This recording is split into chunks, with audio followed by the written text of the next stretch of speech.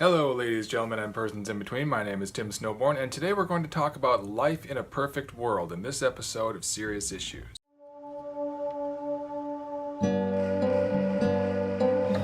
So I sometimes think about what life would be like in a perfect world. I know that you and I might have different ideas about what is and is not a perfect world. This hypothetical perfect world that I'm trying to imagine here is somewhere between heaven as we imagine heaven to be, if there is such a thing, and an idealized version of this world, the world that we have. I'm not sure which one of those things it would be closer to. I'm talking about this world made perfect, or as perfect as we can make it. Think about the world as it's portrayed in all those technology videos where they show you what life is supposed to be like in the 100 years or so, when we have abundant renewable energy. It's a post-scarcity society. No one is hungry anymore. I imagine a perfect world to be one in which we have met everyone's needs. The whole Maslow's hierarchy from the bottom to the top. Everyone has food, clothing, and shelter. Everyone has a social circle and a love life and a fulfilling job. Everyone has safety and security, the whole thing. But one feature or characteristic of a perfect world as I imagine it to be would be that we would live in harmony with nature. At the very least, we would be sustainable. We wouldn't abuse the land and the air and the ecosystem for its resources.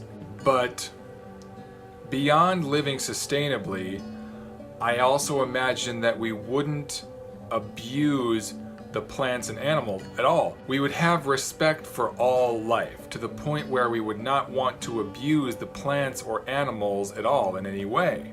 We wouldn't want to kill the animals because we would be considerate of how that would make them feel. We wouldn't want to be killed and eaten, so why would we do it to the animals? And by the way, I am not a vegetarian. I loves me some delicious animals. But I still feel like in this hypothetically perfect world that I'm imagining, we wouldn't kill and eat animals. I've said before that the inability to experience the suffering of others is what allows suffering to exist. And if we could experience the suffering of others, even animals, we wouldn't cause them any suffering. So in this perfect world that I'm imagining, we wouldn't abuse or kill any animals because we would be aware of the pain that it causes them. But this also extends into plants. It extends not only to the fauna but also to the flora. Part of the reason that I'm not a vegetarian is because I'm not convinced that plants like being eaten any more than animals do. We know that some plants defend themselves and react to threats. We don't think of them as having any kind of consciousness, but we still think it's okay to eat them because they don't have expressive eyes or make any audible protest. They don't scream. So we think it's okay to eat them. We gotta eat something. That's the thing about this perfect world that I'm imagining. If we're not going to abuse the plants and the animals, what would we eat? What would we live in? Where would we live? We couldn't just clear a patch of land and cut trees down and build a house, because even if you don't put in a basement in your house, there's plants and animals living in the grass that we wouldn't want to abuse or disturb in any way. And then of course we're not going to cut down trees because that's not nice to the trees, is it? Trees probably don't want to die, right? If we're trying to live in harmony with nature, we wouldn't cut down trees, we wouldn't clear plots of land so we could build a structure to live in. So what would we eat and how would we live? What would we live in? How would we get around? Even if we somehow skipped straight to electric cars and skipped the fossil fuel stage. I mean, making cars means procuring metal, which you have to mine for, which if you're gonna mine, you're gonna disturb that ecosystem. You're gonna break up mountains and hillsides to find the metal you need. If you're going to have roads, even if they're not paved roads, even if it's just a dirt road, you're going to have to drive over a lot of grass. And again, there's an ecosystem in the grass.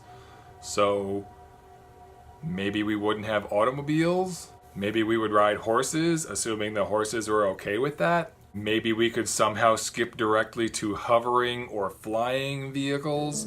But even then, if you move at more than 5 miles an hour, you'd be running into insects in the air. So it's very hard to imagine what life would be like in this perfect world, where we live in peace and harmony with all the plants and animals and don't mess with the ecosystem at all.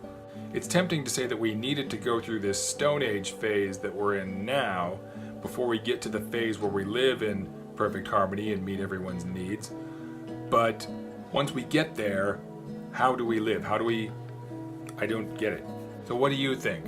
How does life function in a perfect world? Does a perfect world, in your mind, include living sustainably and living in peace and harmony with the environment and not abusing the plants and the animals and all that stuff that I've been talking about?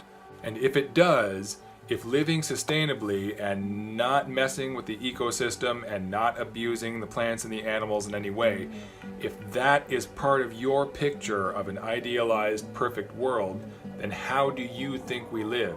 Thank you very much for joining me for this conversation. I look forward to reading your thoughts in the comments below. If you like this video, please click like. If this is your first time on my channel, thank you very much for joining me. Welcome. I would appreciate it if you would subscribe and join me for future conversations, and check out my other videos for more. If you're an existing subscriber, I appreciate your continued support. Thank you very much. Good talk, guys. Catch you later.